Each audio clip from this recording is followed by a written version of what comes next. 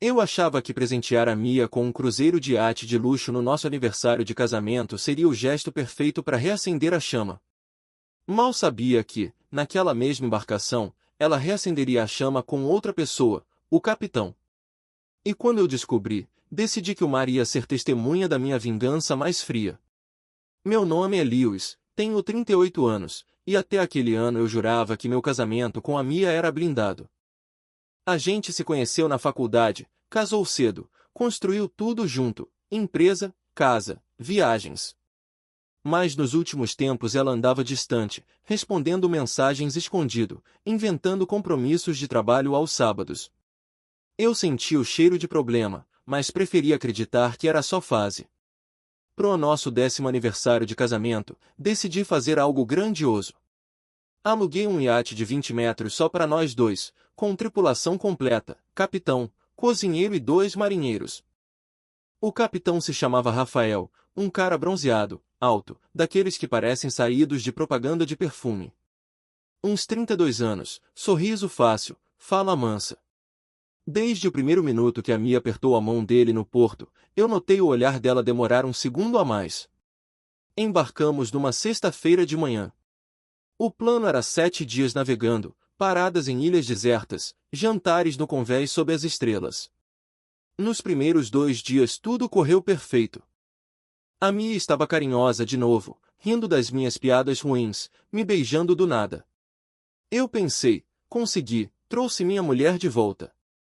À noite a gente dormia na suíte principal, com vista pro mar, e fazia amor ouvindo as ondas. Na terceira noite, acordei com sede. Eram umas 3 da manhã. A Mia não estava do meu lado na cama. Levantei devagar, calcei um chinelo e saí pelo corredor. O iate estava silencioso, só o barulho do motor e do mar. Quando passei pela ponte de comando, vi luz acesa. A porta estava entreaberta. Ouvi risadas baixas.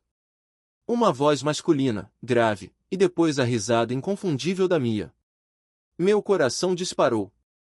Me aproximei devagar, sem fazer barulho. Pela fresta, vi os dois. Rafael estava de uniforme aberto no peito, encostado no painel de controle. A Mia estava de camisola fina, sentada na cadeira do capitão, com as pernas cruzadas em cima dele. Ele passava a mão no joelho dela, subindo devagar. Ela não tirava. Pelo contrário, inclinava o corpo para frente, rindo daquela maneira que antes era só para mim. Para, Rafael, alguém pode ver, ela sussurrou, mas sem nenhuma vontade de parar. Relaxa, todo mundo dorme. E seu marido ronca que é uma beleza, ele respondeu, puxando ela pro colo. Eu congelei. Senti o sangue sumir do rosto. Quis entrar ali e quebrar tudo, mas algo me segurou. Talvez orgulho, talvez cálculo. Respirei fundo, voltei para a suíte em silêncio e me deitei. Fiquei olhando pro teto a noite inteira, ouvindo o motor e planejando cada detalhe do que viria depois. No dia seguinte, fingi que nada tinha acontecido. Tomei café com eles, ri das histórias do Rafael sobre tempestades que enfrentou.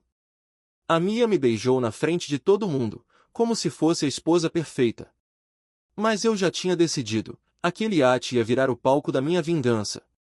E ninguém, absolutamente ninguém, ia suspeitar de mim até ser tarde demais. No quarto dia eu já tinha virado outra pessoa por dentro. Por fora, continuava o marido perfeito, servia suco de laranja para Mia no café da manhã, tirava foto dela no convés com o cabelo voando, postava nas redes com legenda "Minha rainha eternamente". Ela adorava, marcava o Rafael na tripulação e escrevia "Melhor equipe do mundo". Eu sorria. Sorria o tempo todo. Enquanto eles achavam que eu era cego, eu estudava cada canto daquele iate como se fosse fazer prova. Sabia onde ficava a casa de máquinas, onde guardavam as ferramentas, quantos litros de diesel tinham nos tanques reserva, onde ficava o rádio principal e o rádio de emergência. Sabia também que o cozinheiro, o Marcos, e os 2 marinheiros, o João e o Lucas, dormiam na proa, longe da suíte do capitão. Naquela tarde, o Rafael anunciou que ia ancorar numa baía calma para a gente fazer snorkel. Todo mundo animou. A Mia colocou o biquíni novo, aquele vermelho que eu tinha dado de presente, e desceu pro bote com o capitão. Eu disse que estava com dor de cabeça e fiquei a bordo descansando. Os 3 tripulantes foram junto no bote para ajudar com o equipamento. Fiquei completamente sozinho no iate pela primeira vez. Desci para a casa de máquinas com o coração batendo tão forte que dava para ouvir. Levei só 15 minutos, soltei 2 mangueiras de combustível principais, cortei com alicate os cabos do alternador reserva, abri a válvula de água do mar que refrigerava o motor e deixei pingando devagarinho. Nada que explodisse ou pegasse fogo, só o suficiente para o motor superaquecer e morrer de vez em alto mar, bem longe, onde celular não pega e rádio estranhamente ia falhar. Depois fui na despensa e tirei exatamente metade das caixas de comida enlatada e garrafas de água. Guardei tudo num compartimento secreto embaixo da nossa suíte que só eu sabia que existia. O resto deixei lá, para não levantar suspeita logo de cara. Quando o bote voltou, eu estava deitado na espreguiçadeira com óculos escuros, fingindo dormir. A Mia veio me dar um beijo na testa, cheirando a sal e protetor solar. Amor, você perdeu o melhor mergulho da vida, ela disse. Eu abri um olho e sorri, ainda temos mais dias, né? À noite, durante o jantar, o Rafael levantou a taça para brindar. Aos casais que se amam e aos mares que nos unem, ele falou, olhando direto para Mia. Ela corou. Eu levantei minha taça também, alto, e aos segredos que o mar guarda para sempre. Ninguém entendeu a ironia, claro. Naquela mesma noite, enquanto todos dormiam, eu saí de fininho de novo. Dessa vez fui na cabine do capitão. A porta não estava trancada. Encontrei o celular dele carregando em cima da mesa. Entrei no WhatsApp. A senha era o aniversário da mãe dele, ele tinha contado pro Marcos numa conversa de bêbado dias antes. Tinha uma pasta inteira de fotos da Mia pelada, tiradas naquela mesma tarde no bote, enquanto eu dormia. Fechei os olhos por um segundo. Respirei fundo. Copiei tudo pro meu celular e apaguei o histórico do dele. Depois mandei as fotos para mim mesmo e deletei do enviado. Ele nunca ia saber que eu tinha visto. Voltei para a suíte. A Mia dormia virada pro outro lado. Eu me deitei e fiquei olhando para as costas dela, ouvindo a respiração tranquila de quem não tem peso na consciência. Naquele momento eu decidi, ela ainda ia voltar para casa comigo. Mas o Rafael? Esse ia aprender do jeito mais doloroso que mexer com o marido traído em alto mar não tem coisa mais perigosa. No dia seguinte, bem cedo, o Rafael deu partida para seguir viagem. O motor roncou bonito por uns 40 minutos. Depois começou a falhar. Ele xingou, desceu para a casa de máquinas, subiu suado, tentou de novo. Nada. O iate ficou à deriva, balançando nas ondas. Eu fingi preocupação, abracei a Mia e disse calmamente, relaxa, amor. O capitão resolve. Mal sabia ela que o capitão nunca mais ia resolver nada sozinho. O motor morreu de vez no início da tarde. O Rafael ficou vermelho de raiva, gritando ordens para o Marcos e o Lucas descerem de novo na casa de máquinas. O João tentava contato pelo rádio principal, mas eu já tinha desconectado a antena externa na noite anterior, só saía estática. O rádio de emergência eu deixei intacto. Ainda ia precisar dele. Mas só na hora certa. A Mia começou a ficar nervosa. Andava de um lado para o outro no convés, perguntando a cada minuto o que estava acontecendo. Eu a abracei por trás, beijei seu pescoço e falei baixo no ouvido, calma, amor. Confia em mim. Eu cuido de você. Ela se encostou em mim, trêmula. Naquele momento ela ainda acreditava que eu era o porto seguro dela. Passamos o resto do dia tentando consertar. O Rafael suava em bicas, sujava as mãos de óleo, mas quanto mais ele mexia, pior ficava. Eu ficava do lado, dando dicas que só atrapalhavam mais. Será que é a bomba de combustível? Eu perguntava com cara de quem não entende nada. Ele trocava a bomba. Claro que não era. À noite a situação mudou de figura. A comida começou a ser racionada. O Marcos anunciou que as provisões estavam menores do que o previsto. Todo mundo olhou estranho, mas ninguém questionou muito. Ainda tinha uma esperança de conserto rápido. A Mia não conseguia dormir. Ficava na suíte chorando baixinho. Eu a abracei forte e deixei ela chorar no meu peito. Vai dar tudo certo, eu repetia. Eu nunca deixaria nada acontecer com você. E era verdade. Com ela, não. No dia seguinte, quinto dia da viagem, o Rafael reuniu todo mundo no salão. Cara séria, voz grave. Pessoal, a situação é crítica. Motor principal queimou feio, reserva também. Rádio principal não funciona. Temos comida e água para no máximo 4 ou 5 dias se racionarmos bem. Vamos ativar o rádio de emergência e pedir socorro. Eu levantei a mão, calmo. Capitão, quanto tempo demora um resgate aqui no meio do nada? Ele engoliu em seco. Pode ser de 2 a 7 dias. Depende da posição exata e do tráfego marítimo. 7 dias. Perfeito. Na mesma hora ele ativou o sinal de emergência. O aparelho emitiu o bip automático de socorro. Luzinha vermelha piscando. Todo mundo ficou mais calmo. Em breve vem ajuda, ele disse. Eu sabia que vinha. Eu tinha contratado um barco de apoio discreto antes mesmo de embarcar. Um amigo meu, o Gabriel, que deve lealdade só a mim. Ele estava monitorando o sinal GPS reserva que eu instalei escondido. Instruções claras, aparecer só quando eu mandar, e só para levar quem eu determinar. Naquela noite, enquanto todos dormiam exaustos, eu fui até a despensa mais uma vez.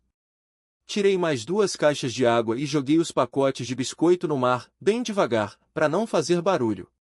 Depois voltei para a suíte. A Mia estava acordada, olhos inchados. Lewis, eu tô com medo. Eu a puxei para perto, beijei sua testa. Medo de quê, meu amor? Eu tô aqui. Ela hesitou, depois sussurrou. E se a comida acabar antes? Eu sorri no escuro. Impossível. Eu cuido de você, lembra? No 6º dia o clima mudou completamente. O sol castigava, a água do mar não servia para beber, e as garrafas estavam visivelmente menores. O Marcos começou a reclamar abertamente que alguém tinha mexido nas provisões. O Rafael perdeu a paciência, gritou com ele na frente de todos. O João e o Lucas trocavam olhares nervosos. A Mia se agarrou em mim o dia inteiro. Não largava minha mão.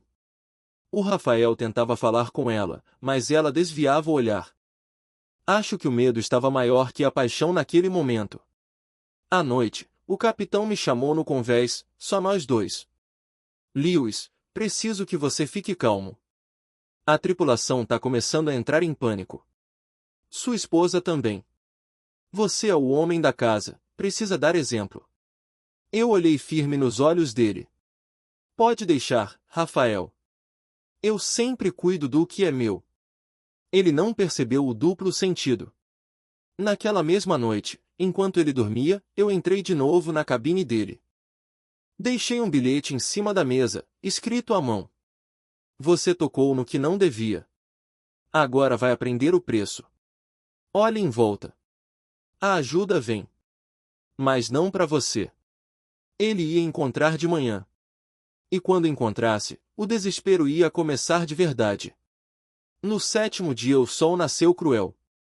O calor dentro do iate parecia forno, o ar-condicionado tinha morrido junto com o motor, e a água doce já estava no fim. Cada garrafa era dividida em copinhos de café. Quem tomasse um gole a mais levava olhar feio da tripulação inteira. O Rafael encontrou meu bilhete logo cedo. Eu estava no convés tomando café quando ele veio até mim, pálido, segurando o papel amassado na mão. Lewis, isso aqui é brincadeira sua? Eu ergui a sobrancelha, fingindo surpresa. Que papel, capitão? Tá me acusando de alguma coisa? Ele abriu a boca, fechou, olhou em volta. Os outros estavam perto demais. Guardou o bilhete no bolso e não falou mais nada. Mas eu vi o medo nos olhos dele pela primeira vez. A Mia estava irreconhecível. Lábios rachados, olhos fundos, cabelo grudado na testa. Passava o dia inteiro sentada no chão da suíte com a cabeça entre os joelhos. Eu levava o copinho de água para ela e fazia questão de dar na boca, como se fosse criança. Bebe devagar, amor. Essa aqui é só para você. Ela obedecia, tremendo. Lewis, eu não aguento mais. Eu acariciava o rosto dela. Falta pouco. Eu prometi que te tiro daqui, lembra? O Marcos começou a surtar de verdade. Gritava que alguém estava roubando comida, que ia revistar todos os armários. O Rafael tentou acalmar, mas a autoridade dele já tinha ido pro ralo. O João e o Lucas cochichavam no canto, olhando pro capitão com raiva. A culpa estava caindo toda nas costas dele, exatamente como eu queria. Na hora do almoço só tinha uma lata de sardinha para dividir entre 6 pessoas. O Rafael tentou guardar a maior parte para ele, dizendo que precisava de força para liderar. O Marcos avançou em cima dele. Você quebrou o motor, você sumiu com a comida, agora quer comer mais? Vai se fuder! Quase saiu briga. Eu me meti no meio, separando os dois com calma. Galera, se acalma. Brigar não resolve. Vamos racionar justo. Todo mundo me olhou com gratidão. Naquele momento eu era o único são ali. À noite a Mia desabou de vez. Me puxou pro canto da suíte e começou a chorar convulsivamente. Lewis, eu preciso te contar uma coisa, eu fiz uma besteira enorme. Eu já sabia o que vinha. Fiz cara de quem estava ouvindo pela primeira vez. Fala, amor. Aconteça o que acontecer, eu te amo. Ela engoliu em seco. Eu me envolvi com o Rafael. Foi só umas vezes, eu juro, foi o calor do momento, eu tava me sentindo sozinha, me perdoa, por favor. Eu deixei o silêncio pesar uns segundos. Depois abracei ela forte. Eu sei, Mia. Eu vi tudo. Mas eu te perdoo. Agora a gente só precisa sobreviver para poder recomeçar. Ela chorou mais ainda, se agarrando em mim como se eu fosse a única coisa boa que restava no mundo. Enquanto ela dormia no meu colo, exausta, eu mandei a mensagem pro Gabriel pelo rádio de emergência que só eu sabia operar de verdade. Código simples que a gente tinha combinado, 3 cliques longos, pausa, 2 curtos. Significava, vem amanhã ao amanhecer. Leva só eu e a Mia. Deixa o resto. No 8º dia, bem cedo, quando o céu ainda estava rosa, ouvimos o barulho do motor ao longe. Um barco branco apareceu no horizonte. Todo mundo correu pro convés gritando de alegria. O Rafael começou a acenar desesperado com uma camiseta. Eu fiquei calmo, abracei a Mia pela cintura e falei alto para todos ouvirem, que bom que o resgate chegou. Agora acaba esse pesadelo. O Gabriel ancorou do lado, jogou a escada. Eu subi primeiro, ajudei a Mia em seguida. Ela tremia tanto que quase caiu na água. Os 4 tripulantes se preparavam para subir atrás. Foi aí que eu olhei para o Gabriel e fiz o sinal discreto com a cabeça. Ele ligou o motor de novo, devagarinho. O Rafael gritou, ei! Espera! A gente tá aqui! Eu me virei, encostado na amorada, e sorri pela primeira vez de verdade em dias. Desculpa, capitão. O barco é pequeno. Só cabe quem eu quiser. A Mia me olhou assustada. Lewis, o que você tá fazendo?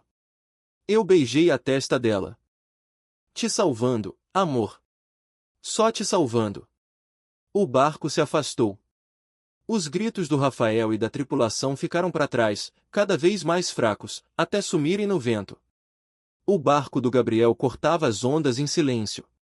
A Mia estava sentada no banco ao meu lado, enrolada numa manta que ele trouxe, olhando fixo pro horizonte onde o iate já tinha virado um pontinho branco.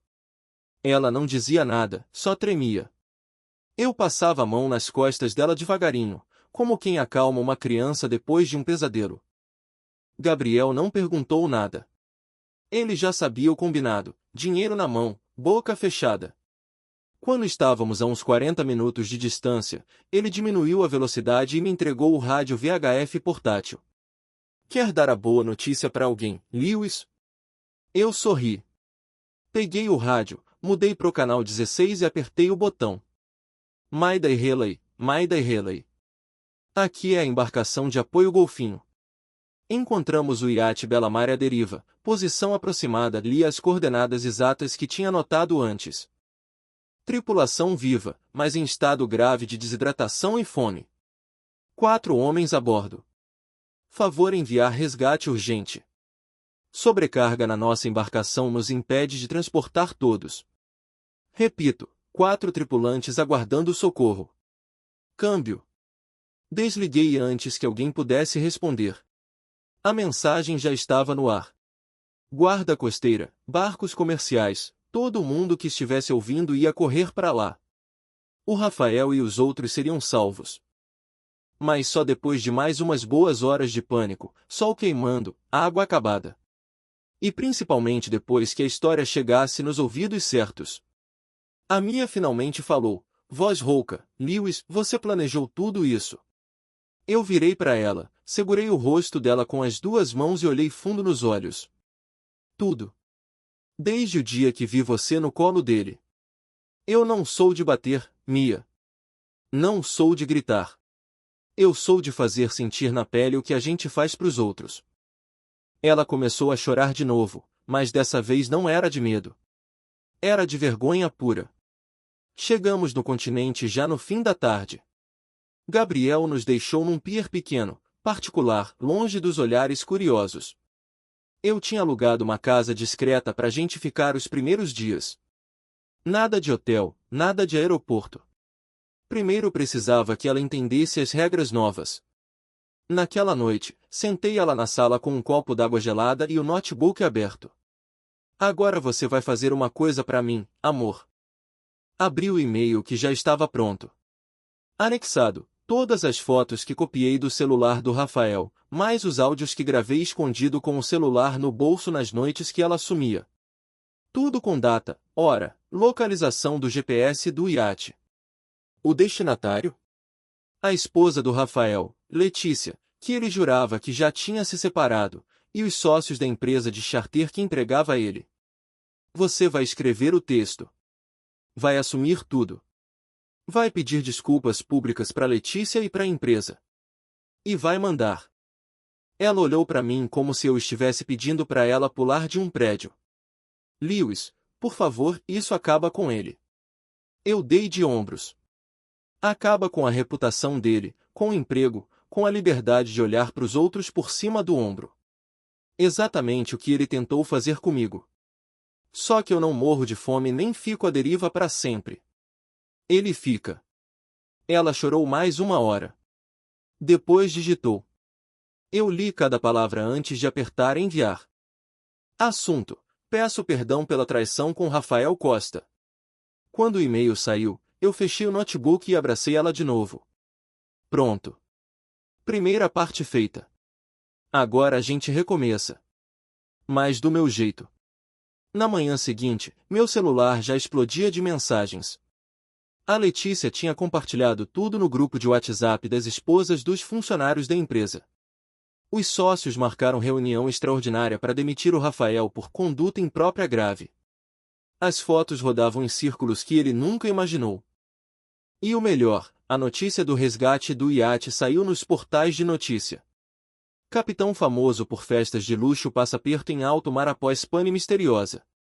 Os comentários já chamavam ele de irresponsável, de negligente, de como deixam um cara desses comandar barco. A Mia lia tudo deitada no sofá, olhos vidrados na tela, rosto branco. Você destruiu a vida dele. Eu me sentei do lado, peguei a mão dela. Não, amor. Vocês dois destruíram o casamento da gente. Eu só equilibrei a balança. E ali, com o barulho das ondas ao fundo, eu soube que a vingança estava só começando.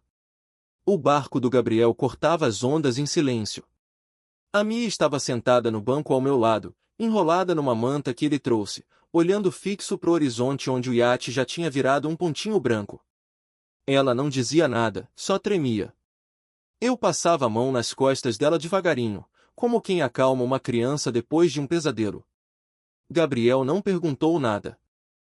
Ele já sabia o combinado, dinheiro na mão, boca fechada. Quando estávamos a uns 40 minutos de distância, ele diminuiu a velocidade e me entregou o rádio VHF portátil. Quer dar a boa notícia para alguém, Lewis? Eu sorri. Peguei o rádio, mudei para o canal 16 e apertei o botão. Mayday Relay, Mayday Relay. Aqui é a embarcação de apoio Golfinho. Encontramos o iate Bela Mar à deriva, posição aproximada, li as coordenadas exatas que tinha anotado antes. Tripulação viva, mas em estado grave de desidratação e fome. 4 homens a bordo. Favor enviar resgate urgente. Sobrecarga na nossa embarcação nos impede de transportar todos. Repito, 4 tripulantes aguardando socorro. Câmbio. Desliguei antes que alguém pudesse responder. A mensagem já estava no ar. Guarda costeira, barcos comerciais, todo mundo que estivesse ouvindo ia correr para lá. O Rafael e os outros seriam salvos. Mas só depois de mais umas boas horas de pânico, sol queimando, água acabada. E principalmente depois que a história chegasse nos ouvidos certos. A Mia finalmente falou, voz rouca, Lewis, você planejou tudo isso. Eu virei para ela, segurei o rosto dela com as 2 mãos e olhei fundo nos olhos. Tudo. Desde o dia que vi você no colo dele.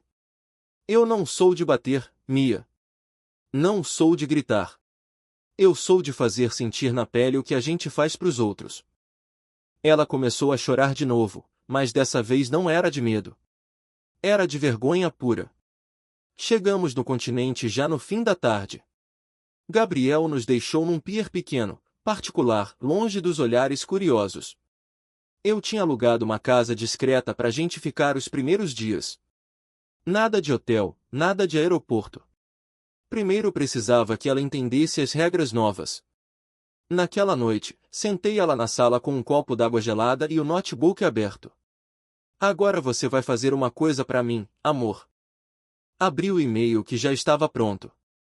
Anexado, todas as fotos que copiei do celular do Rafael, mais os áudios que gravei escondido com o celular no bolso nas noites que ela sumia.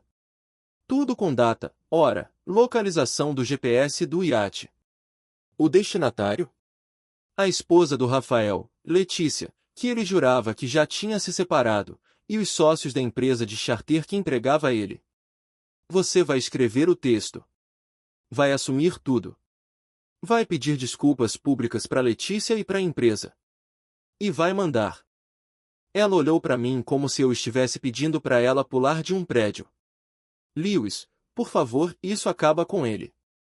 Eu dei de ombros. Acaba com a reputação dele, com o emprego, com a liberdade de olhar para os outros por cima do ombro. Exatamente o que ele tentou fazer comigo. Só que eu não morro de fome nem fico à deriva para sempre. Ele fica. Ela chorou mais 1 hora. Depois digitou. Eu li cada palavra antes de apertar enviar. Assunto: peço perdão pela traição com Rafael Costa. Quando o e-mail saiu, eu fechei o notebook e abracei ela de novo. Pronto. Primeira parte feita. Agora a gente recomeça.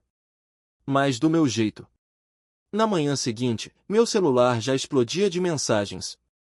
A Letícia tinha compartilhado tudo no grupo de WhatsApp das esposas dos funcionários da empresa.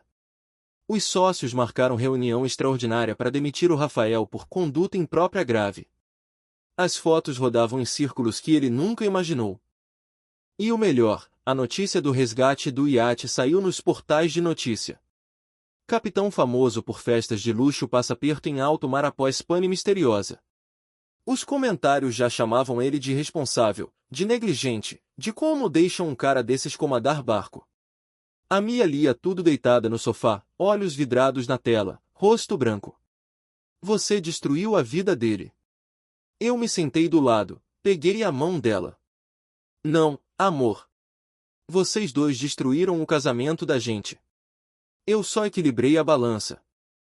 E ali, com o barulho das ondas ao fundo, eu soube que a vingança estava só começando. 2 anos se passaram desde o dia em que eu trouxe a Mia de volta do mar.